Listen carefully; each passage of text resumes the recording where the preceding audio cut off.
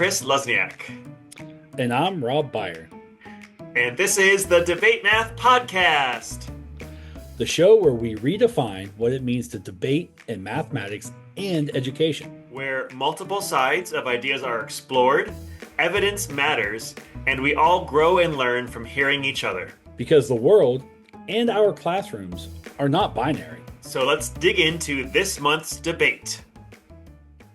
Today's hot seat takes on a topic that challenges what some of us often do.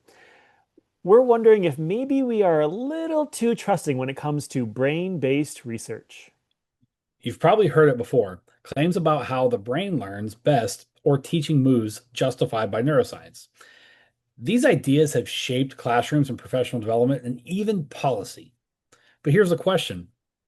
Have we gone too far?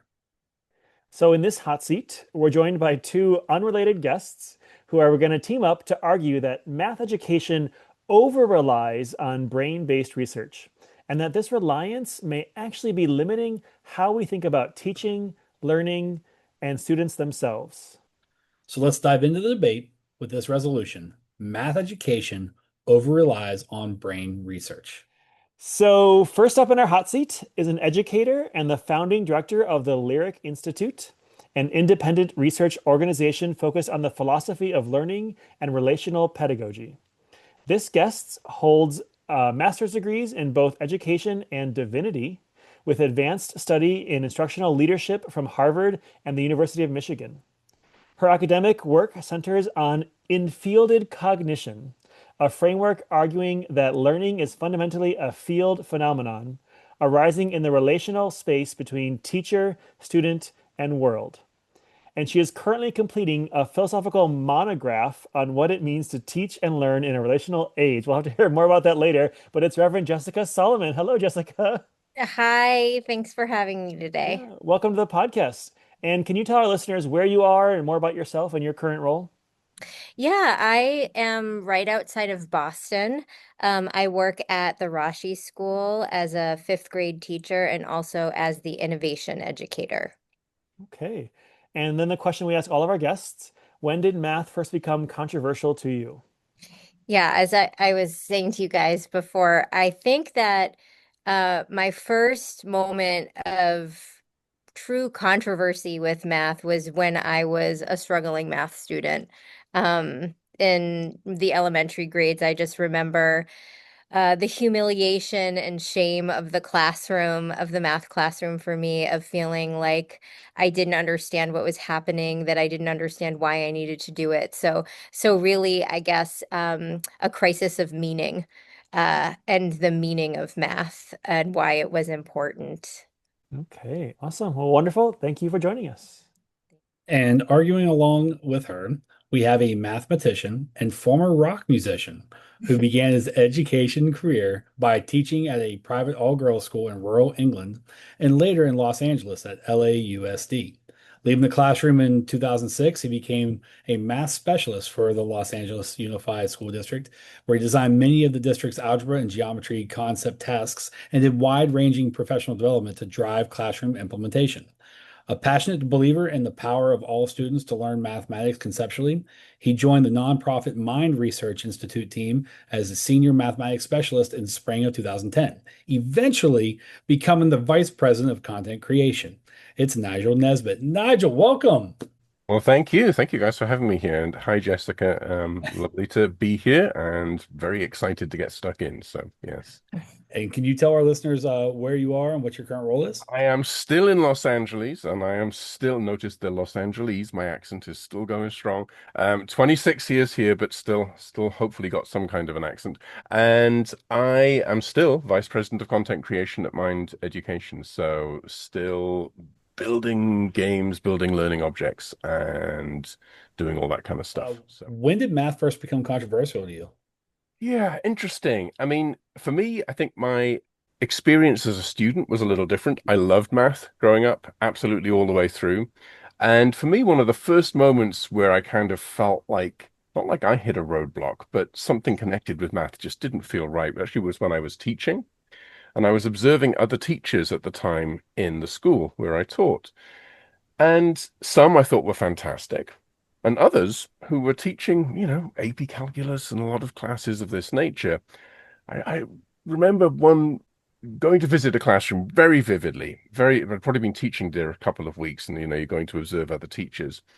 And there was a guy who was teaching in September who had a list of all his homework assignments for the year written on the board. So I know on April the 15th, I am giving this homework assignment, right? And at that point, I just thought, ooh, something about this is not right, right? This is just, and yet there was, it wasn't that the expectation was that everybody would do that, but this was definitely being held up as a model of like, well, great, this is, good teaching here. This guy's really got it together and kind of, and that there was a part of me that went, wow, this guy's really got it together. But it didn't take long to realize that, yeah, that's not the kind of teacher that I wanted to be. And that was not how I was in my classroom. And, that caused challenges at times where you're sort of pushing against that kind of, well, here's the standards, here's the thing, here's this. And I'm like, no, this isn't math. This is awful. But so yeah, so there was definitely for me and continues to be a challenge between this over rigidity, I guess, of thought in terms of what math is, how we should teach it, and the actual reality of what math learning looks like and feels like, and so forth and so on. So I think that's where some of my controversy kind of lies. Man, Nigel, we could almost have a whole episode just on that, but thank you and welcome to the podcast. Yes, and with that, let's get into this debate.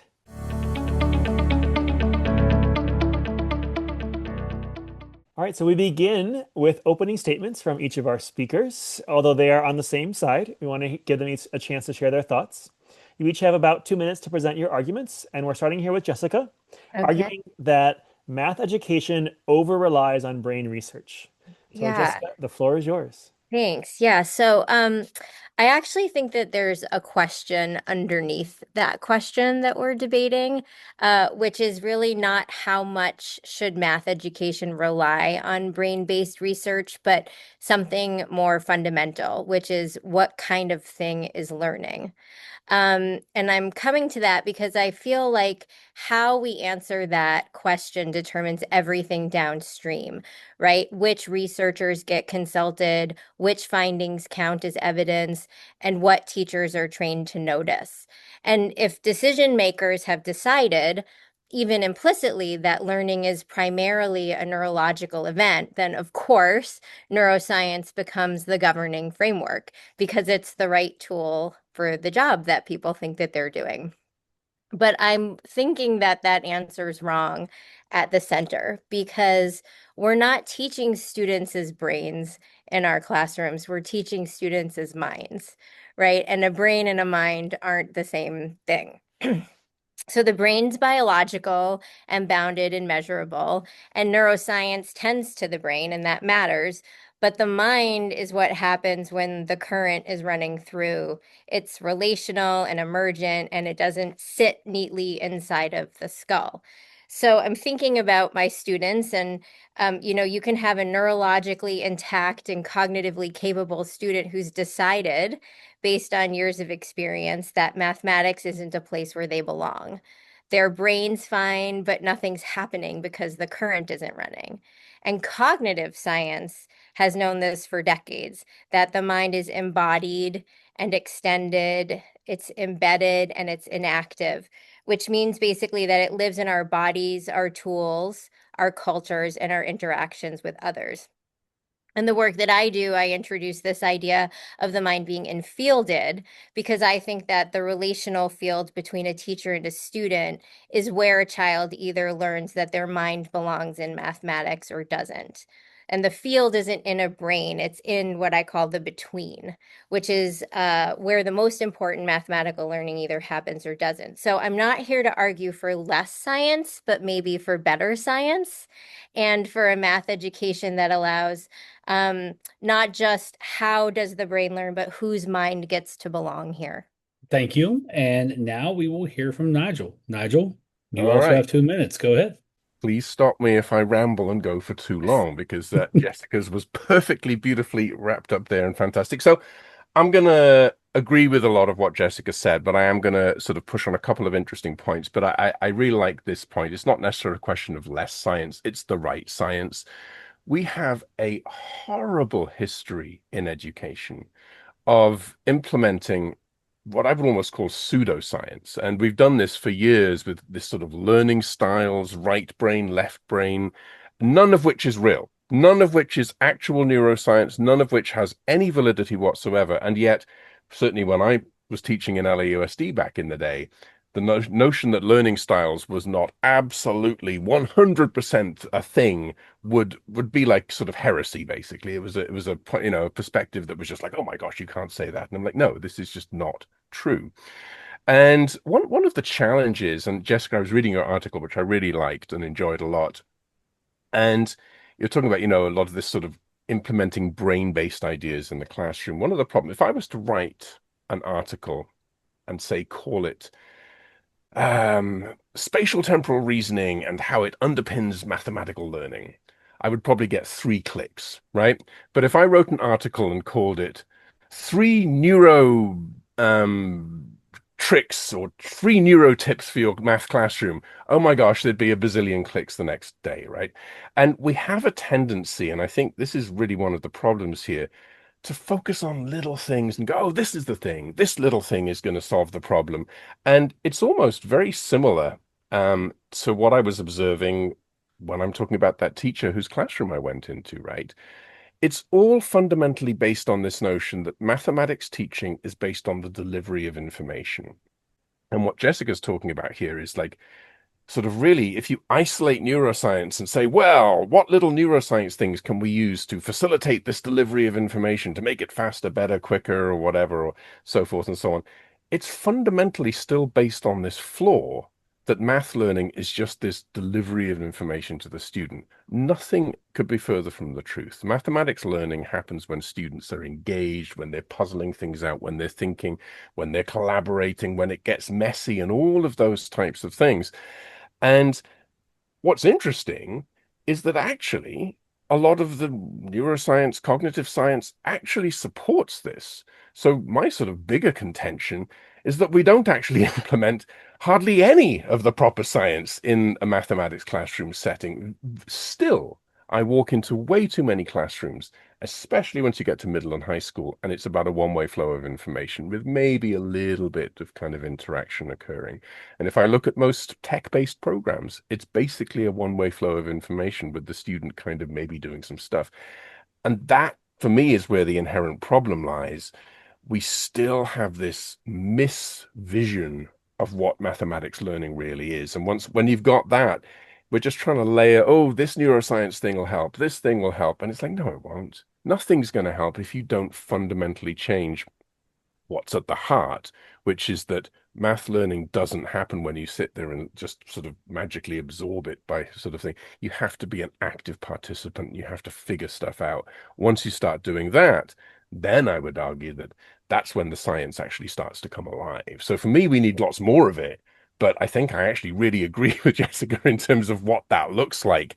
It's just that we need definitely a lot less of the little sound bites and a lot more of real genuine thinking about what does math instruction actually look like. Okay, off to a good start here. I love, Nigel, what you're saying about like less of the sound bites. Like that's the goal of me having these long debates, right? It's a more thoughtful Right. conversation. I want adults to do that more. But my first question, and this is for both of you. So Jessica, you talked about you don't want to disregard science completely, but you want better science. And Nigel, you said the right science. So both of you just are not happy, it sounds like, with some of what's out there or some of what's pointed to a lot out there. And so I'm just wondering, how do teachers navigate and like how do they find what good science is, the right science? Like how do they make sure they're not relying on something that's not true? What advice do you have for us? Part of the dilemma is that teachers are often pushed towards professional development that is sort of privileges neuroscience, right? And some of these ideas that when you're in a real classroom with real human beings, just are not working. So I think that teachers really need to trust their lived experience in the classroom, the way teachers always have, really, which is like, what is working for this particular student, or what is working for this particular cohort of kids as we're struggling through this concept, and then probably, take initiative on their own to sort of look into what strategies are out there that support their intuition about what their students need from them as the adult in the room who's guiding the lesson.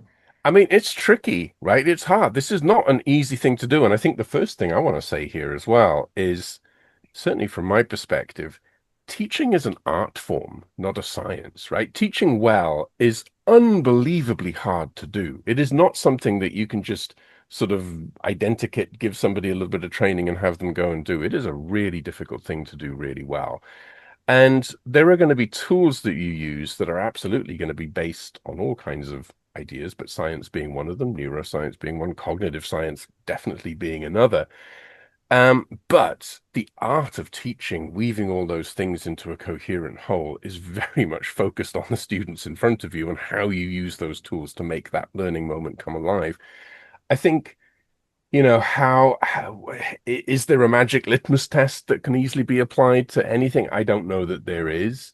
I would probably say that if it can fit in a Facebook post, it probably isn't that deep. You know what I mean? Like, it's like reading a book is definitely probably a little bit more valuable than something that's sort of just, oh, this sounds like a great idea. And that isn't to invalidate all those things. Some things might be really useful, but fundamentally, the biggest shift is any idea, whether it's a neuroscience idea or cognitive science, emotional science, whatever it is that you want to try and do, is it throwing the focus of the effort in the classroom away from you and onto the students, right? Is it making the students have to do more thinking and do more work? That feels like a pretty good test. And if the answer is, yeah, if I do that, that's likely to end up with them doing more, good, fantastic, because that's the shift that needs to happen. When I was started teaching, especially here in the States, especially for the first few years, I did a lot of work and I loved doing it. But at the end of the day, the person that was learning the most in my classroom was me. And that's not the way to do it, right? The kids need to be learning the most. And that's going to happen from them doing the most. So whatever it is, if it's, well, I don't know, whatever it might be, but if it's something that's going to basically increase their desire to do more, their engagement to do more, or their ability to do more and get more involved, then it's probably going to be a good thing. Beyond that, it's hard to say. It's very difficult to sort of, necessarily give the litmus test to everything. But that will be one sort of measure of judgment I think might be worth using. So when I think of like the typical teacher, starts the lesson with, here's the vocab, here's the formula we're doing, whatever, and then we do examples, things like that, like the typical math classroom you might picture. And I do a lot of visiting in classrooms and I see things like that. And Nigel, you talked about like the delivery of information is not great in math teaching. It's just doing that. So can you point us towards what ideas are working or not working in terms of the delivery of information? And this is for both of you. Like, maybe just like one piece of brain science research ideas that you believe in that is pointing us towards what we should be doing in the classroom when it comes to introducing vocab, giving notes, like all that kind of straightforward I'll, stuff. I'll happily start with one, and I think it might strike a chord, so we'll see if that leads to something interesting. So let's say, for example, we're starting multiplication, right, in, say, third grade. There is such a tendency to, like you said, especially when starting new topics, to start with the vocabulary. I would say there is the first mistake. Right there, no. You want to start with visuals. You want to start with ideally manipulatives, things that kids can touch and play. So, for example, put 18 cubes on each desk and ask kids to figure out how many different ways they can group them into equal groups, right?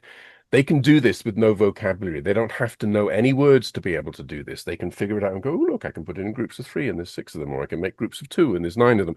They can do stuff that breaks this up.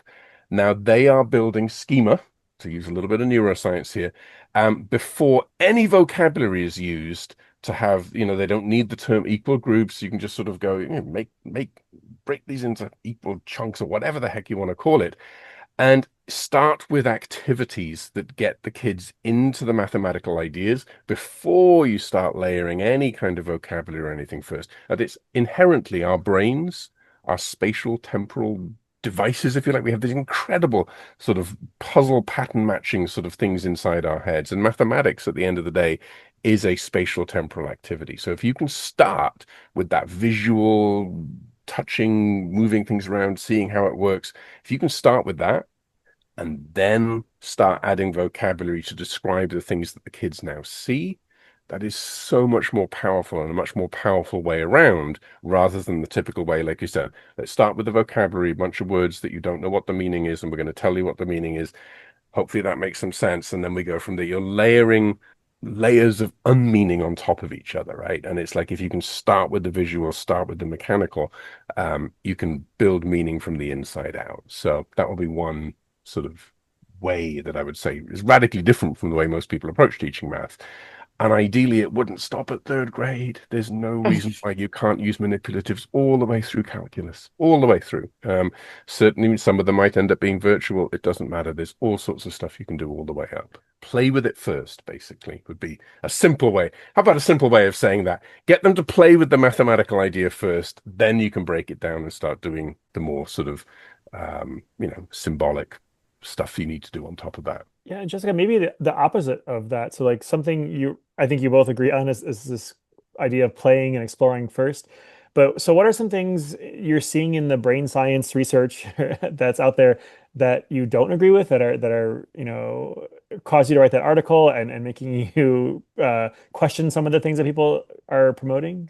Yeah, well, I mean, again, I think about the students in my classroom who have this narrative of I'm bad at math, or and to me, that's a relational wound, right? That doesn't originate in the brain. There's nothing wrong with the processing that is happening in there, but it comes from an accumulation of experiences, right? Of being wrong in public, or a teacher being impatient, or a curriculum that's moving too quickly for them to sort of process and master.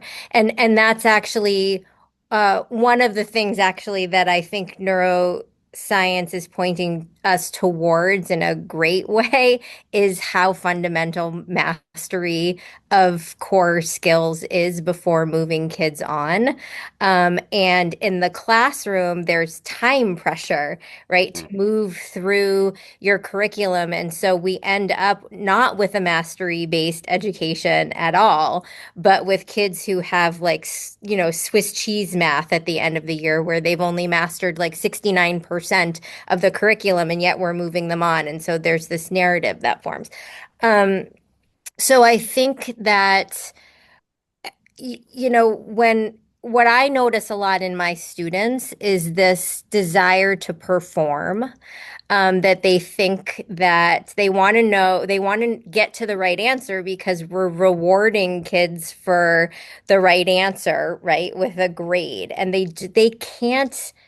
I loved when you talked about thinking, Nigel, and I'd love to dig into what does thinking look like in a math Mm. classroom a little bit, because what I'm finding is that I have students who are are mistaking computation with thinking, right? Mistaking the ability to compute with proficiency with solving a problem. And they don't have resilience or grit when it comes to struggle with a concept. And so to me, again, that's pointing not necessarily towards neuroscience, but towards something fundamental that's happening in the classroom where where neuroscience is being like privileged in the way that we are unrolling curriculum, and yet we have kids who can't think, and or who don't want to. And so that's very alarming to me as a teacher. Um, and everything that Nigel was talking about, again, I was so excited when I came across this 4E cognition, right? The mind, when we are um, when we are thinking with our tools and our notebooks and our environments, like that is cognition that's very meaningful. That when we are interacting with each other, we're making meaning in a way that we can't when we're just solving problems Mhm. on paper. And that relational piece of it is something that we don't make time for. And it's where the real meaning making happens and where I think things will become more integrated for kids. Oh boy. This this is beautiful. I want to take a step back a little bit because I know that like Nigel, when you talked about I think you said it without saying it, like language development, how language actually develops Mm. doesn't come from simply just like giving them kids definitions that they don't know Yep. in hopes that then they end up learning it. It's more integrated than that. It's more having conversations. But then I want to take it a step further because a lot of the pushback from brain-based research or math ed research is that math ed research or brain-based research doesn't match practice. What do we say to teachers? What do we say to educators that think that there is a disconnect, or maybe there is a disconnect, and if so, then why? Why is there a disconnect? I would just ask, and I don't know enough about the background, but like research is often being conducted in a very controlled environment, Mm. under conditions that probably are not, and also, and again, I don't know this for sure, but so much of the research that we are, the curriculum that we're using now was probably pre-COVID, pre, um, devices and screens and attention Mhm. economy where kids so I'm wondering just like how up to date some of this research even is Mhm. that we're predicating our teaching on. That's just one question like Mhm. that I have is like yeah, the teachers pushing back on the Mhm. researchers and Yeah. saying it's Well, just and maybe even pre-thinking also, Jess, like as Nigel was saying. And Nigel, let me guide it a little bit deeper. Okay. Mhm. There are websites out there that are promoting what works in a very controlled environment, what Sure. Jess said. But when we take it to the masses, it doesn't always work. So how do we distinguish between what works and what doesn't, and what part of neuroscience should we use? And are there other parts that maybe work in certain areas and not? Yeah. So this is a very slightly different discussion, a good discussion, and this is about educational research in general, not so much neuroscience research, but Right. educational research. Unfortunately, when you unpack a lot of studies, they are not done at a large enough scale to be meaningful when implemented at scale, right? Like, so for example, if you have published on one of those websites a study which has 19,000 students in the study, but only 200 of those students completed enough of the program to actually be considered to be part of the data set, I don't think that's meaningful, but that's up there, right? So there are a lot of problems with the stuff that's on those websites. And yes, you might want to cut this bit out. I don't know.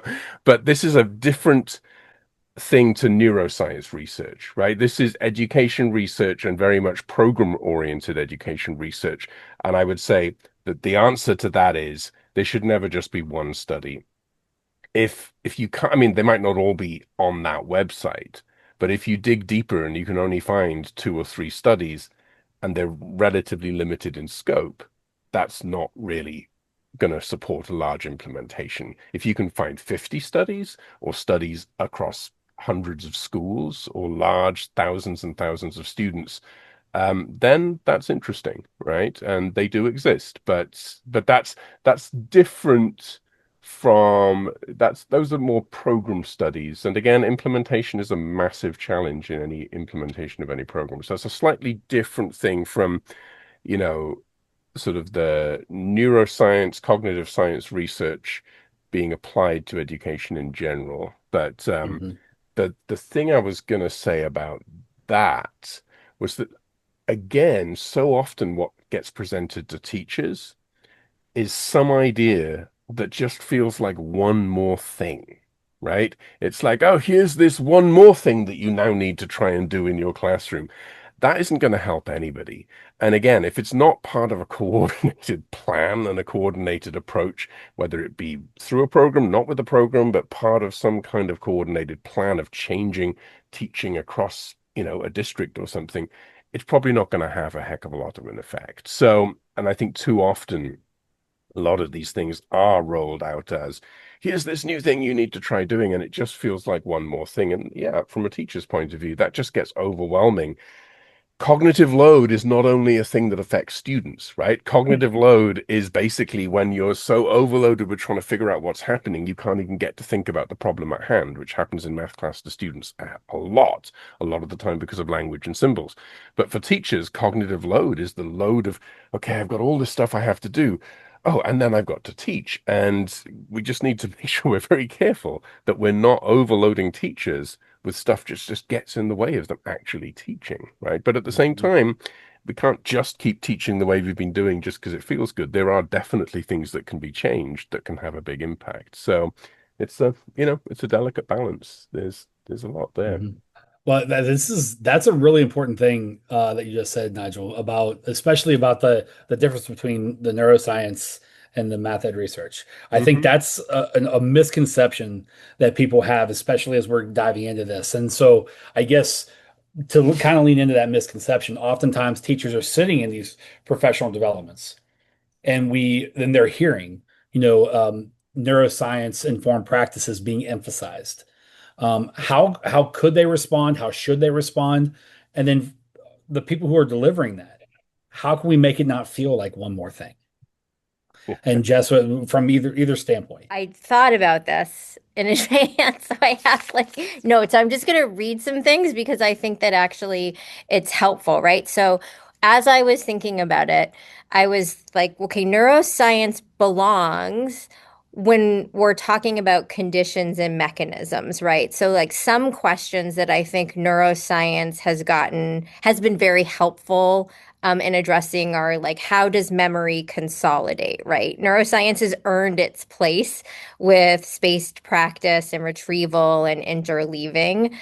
Or what does chronic stress do to learning, right? So when we're saying, well, how is stress impairing executive functioning and how can we help to support students? Or what role does sleep play in learning, right? I know at our school a couple years ago, we redid our schedule because we were like, well, not all students are morning people. So perhaps by moving math class to the afternoons a couple times a week, then those students who are more awake in the afternoons will perform better, right? Like those were really interesting things. But I think that anytime we're talking about meaning or identity or relation, those are not things that show up necessarily on fMRIs during these studies, right? So, and I think that sometimes it's presented to teachers as a neuroscience issue or a brain issue. So, for instance, the question like, why is the student disengaged right now, right? Over reliance on neuroscience might say, well, they've got depleted executive functioning and you need to give them a brain break. When really, maybe what you should be doing is saying, are they disengaging because they're having an issue with belonging or meaning here? Do they not see themselves in whatever it is that we're doing? And this is particularly true, I think, in diverse communities where different cultures have different experiences or even different mathematical systems that show up in their households, right? Or how do I address math anxiety? Oh, well, reduce working memory load and use low stakes retrieval to desensitize, when really you could be saying, like, what experiences has this kid had prior to coming to my classroom that are making them feel so worried? And how can I make the environment feel safer?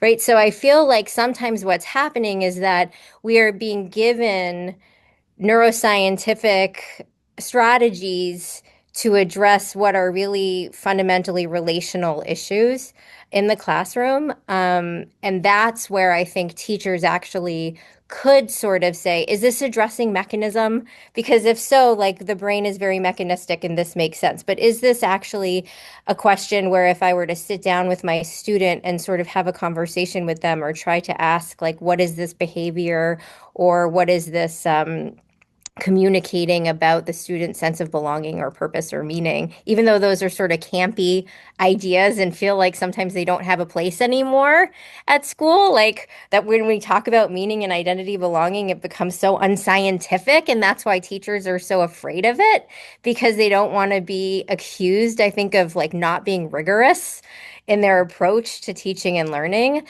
And somehow relationship, it feels not rigorous when Mm. compared to neuroscience.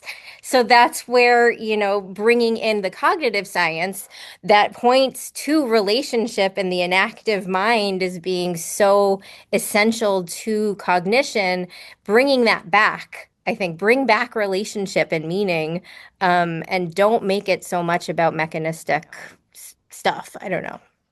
Nazar, you I'm want to not as add? articulate as Nigel, but No, no, no, that's great. I think there's actually something very interesting there because I think while on the one hand there is a place to say, well, this is neuroscience, this is cognitive science, when it comes to learning, for me, I don't know that you can separate those two things out, right? They're so interwoven. So, for example, there is a lot of research showing that kids perform vastly better if they like their teacher, especially at a young age. Like, I mean, just as simple as that. When they go to school, do they like their teacher? Yes, they perform better. So, I mean, and there's tons of research on that. So it's already out there. And that speaks hugely to what you're talking about, Jessica, this notion that the relationship part of the classroom teacher is a massively important part of the role.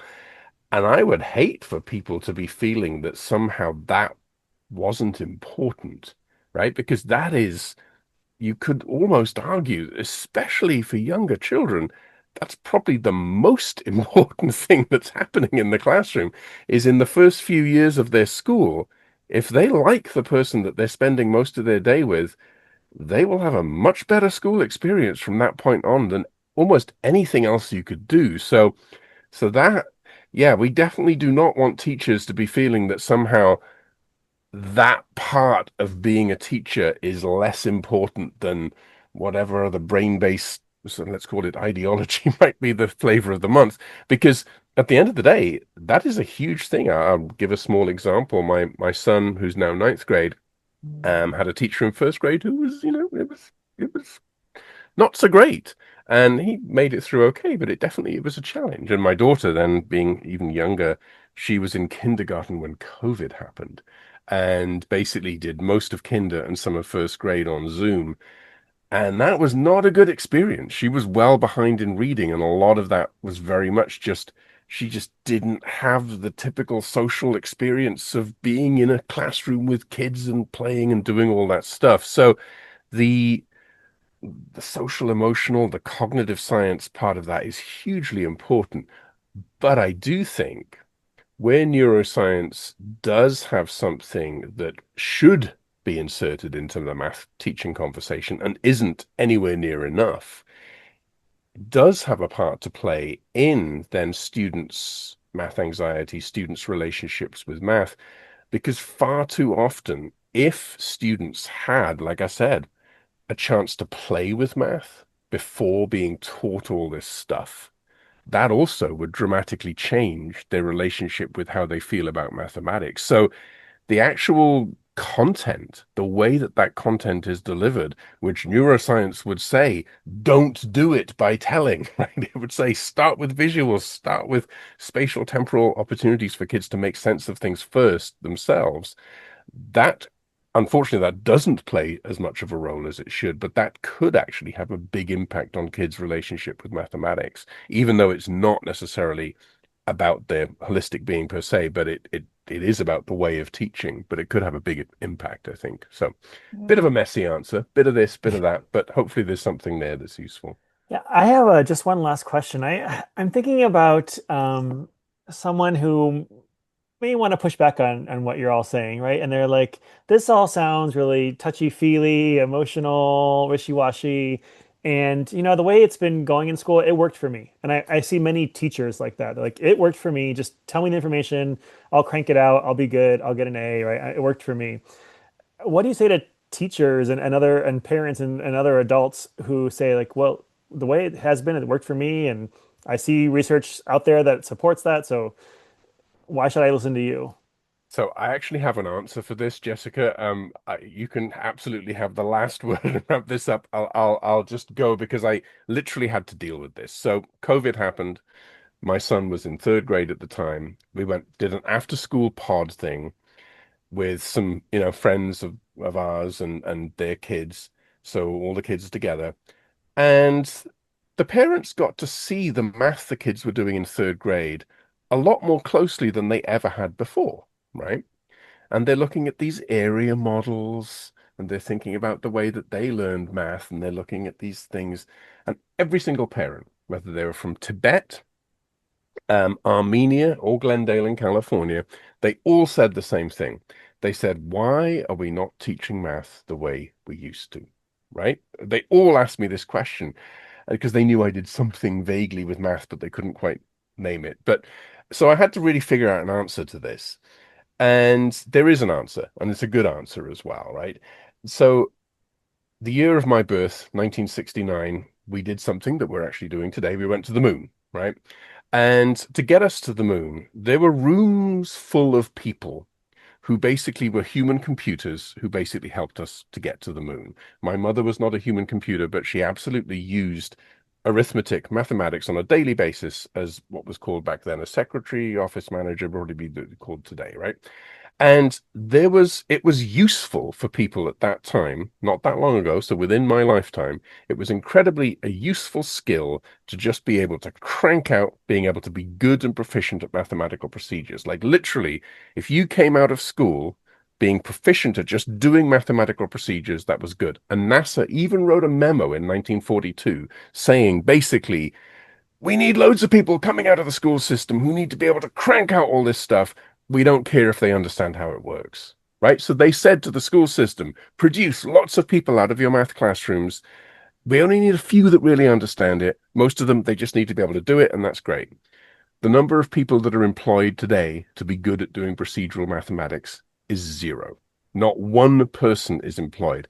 Anybody who uses any kind of mathematical thinking today, it's pattern thinking, figuring out how something applies to something. You're basically having to think creatively with mathematics. So if we're still teaching our kids and thinking that great, they're coming out of school and they can crank out these procedures, and I taught them how to add fractions using a butterfly method. That was great. They can do that. Totally useless. Utterly useless. There is no point to just being able to do these things.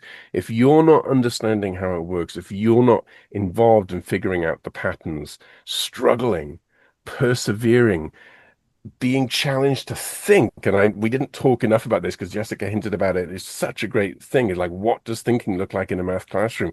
It looks like going wrong. It looks like struggling. It looks messy. It looks like I don't get this. Frustration, even. It's allowed. It's not a crime to be frustrated in the math classroom if you have a teacher who can skillfully guide the class to a good conclusion in that thing, right? Um, but that's the value in teaching math today is we have to have kids coming out who are able to think and not afraid to be wrong and not afraid to go, well, I don't know what to do here. I'm going to figure it out. And unfortunately, if we stick within this rigid box, the way that we teach and the way that, we're sort of going, oh, great, neuroscience says if we do this, we'll get them to the result faster. Doesn't matter. It's all based on this premise of like, if we just tell, then that's going to be useful. It's not useful. There's no point anymore to coming out of a classroom just being able to do some mathematics. You have to be able to think creatively. So anyway, just wanted to, and I think hopefully the parents sort of understood that. I still think there was a lot of like, I just want to teach them the way I did it. But I think they began to see that, okay, yeah, right, there might be something to this. So. Yeah, I agree. And I would also, speaking from personal experience, the people who are saying that are likely people who were good at math when they were younger and that worked for them. As somebody who struggled with math, what I would say is that teaching math today, the way that we do now. I mean, Nigel referenced the area model, and when we were just working on multiplication and division using partial products and partial quotients. Super new. Like parents do not like that. And I understood math for the first time Mm. when I started to see the problems broken down in that way. Like I was like, oh, that's why you carry a Yep. one, Yeah. or like regrouping, right? When I was subtracting when I was younger, it was just like this is what you do, and I didn't understand it. So I could do it in the moment, but like when I came across a novel situation where I had to apply the concept, but not like it didn't look like the problem that I had been doing. I didn't understand how to do the math. And so when I think about like self-determination theory and the importance of competence and autonomy, and I think about myself as a math thinker now, feeling so much more competent and confident having learned all of these different strategies that we teach kids today. I'm like, okay, there is a population of people who really do require this. They don't like it though. I mean, like when you were talking about the struggle and the grades and the getting things wrong. I mean, sorry, you didn't mention grades. That's part of the problem, like it is not safe to struggle in a classroom where you are going to have a grade on your transcript at the end. Kids kids want to know what is the fastest way for me Hmm. to get from here to an A. Like just teach me the thing I need to do so that I can do well. Like so I do think that the struggle and when we think about math, it's not just procedural. It's all about the type of communication you're doing, the type of collaboration you're doing, the type of meaning making that you're doing. And the world that our children are inheriting is not the same as the world that we are currently living in. I mean, I have children who are getting ready to go to college, and I'm sort of like I can't even imagine what the world is going to look like next year. It's hard to know how to guide them. And I think that AI is a whole other question that could come into this conversation where it's going to be doing a lot of the procedural stuff that we spend so much time on in the math classroom. So,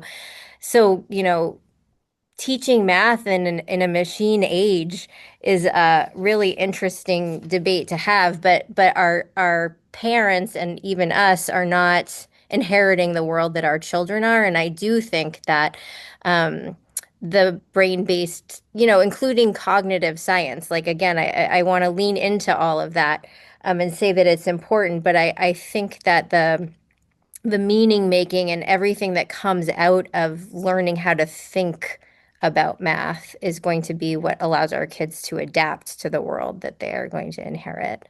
Okay, and that concludes our questioning round. Hi, listeners.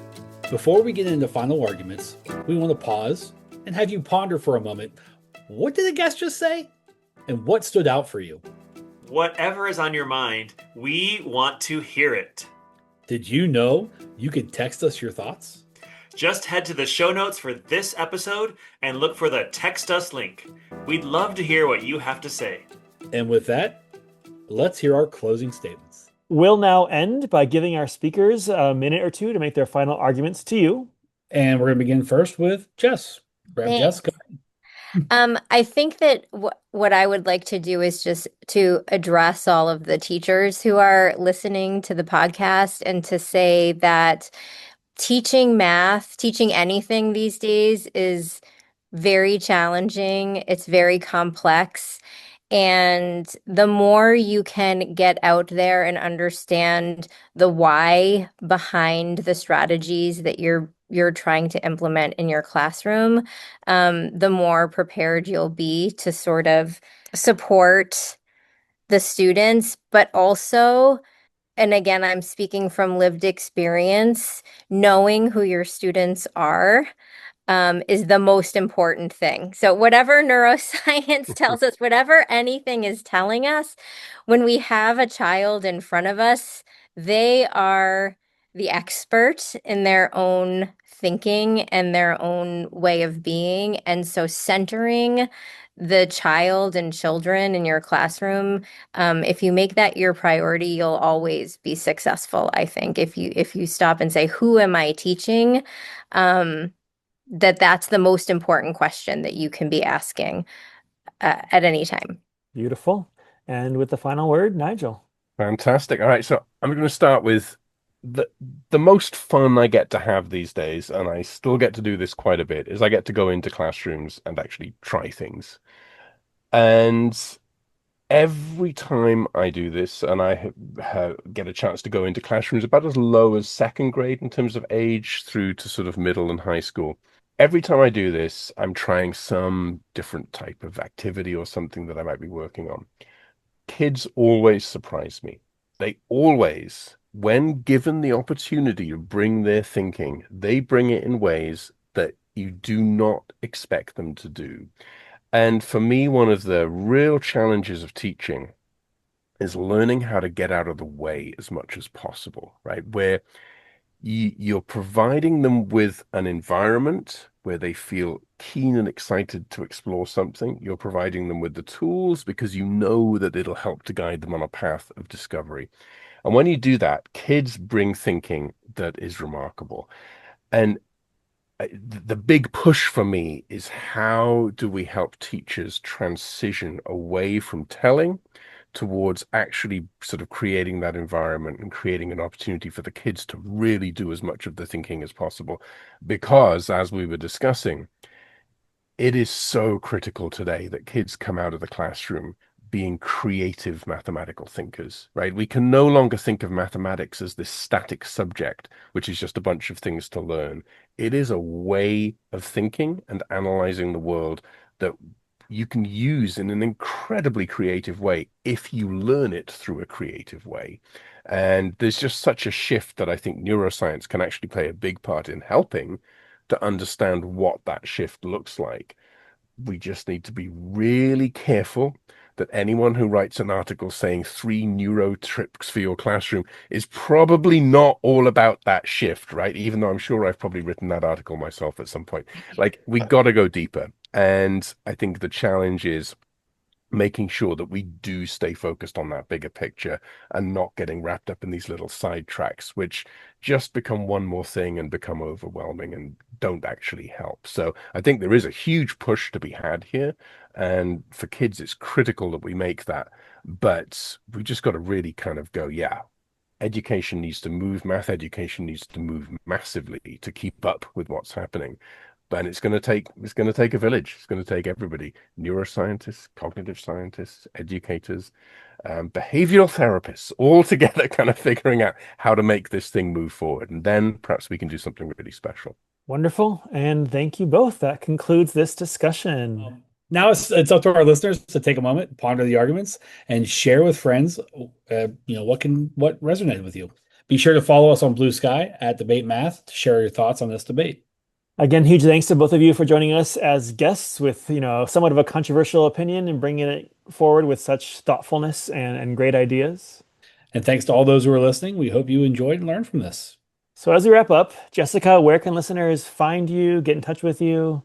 Yeah, I think anyone who wants to talk more about this or learn more, especially about the 4E cognition, which is something I'm very passionate about myself, the best place to reach me would probably be at my personal email, which is signal@jessicasolomon.co. And Nigel, where can listeners find you? Sure. So stmath.com is always a good place to start because that's the program which I've been now part of designing for the last 15 years.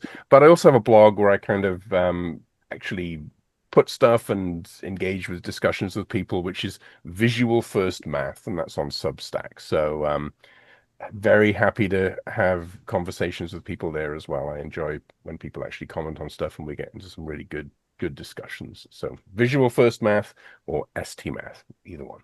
Wonderful. Thank you. Want to learn more about incorporating debate activities into your math classroom? Go to luzniak.com/podcast to sign up for my mailing list, learn more about debate math, and connect with resources you could use in your classroom today. That's luzniak.com/podcast.